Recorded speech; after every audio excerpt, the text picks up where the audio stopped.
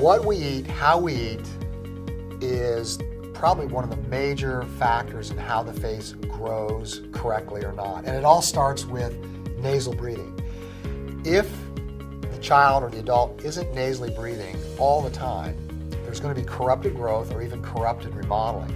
So our diet is sort of replete with things that are an irritant or allergy producing for most of our children, for us involved. You think of our diet today, loaded with processed foods. Processed foods are pro-inflammatory with chemicals, additives, preservatives, sugar.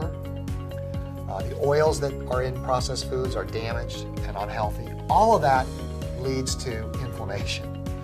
And the delicate nasal mucosa is part of that equation. That inflammation manifests in the nose and creates restrictions or inability for that person to breathe nasally.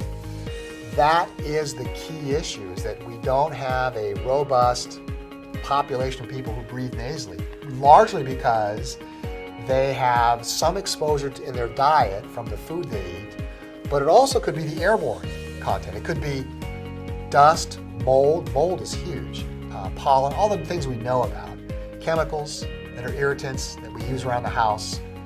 Car exhaust is an irritant and can irritate the sinuses and the mucosa.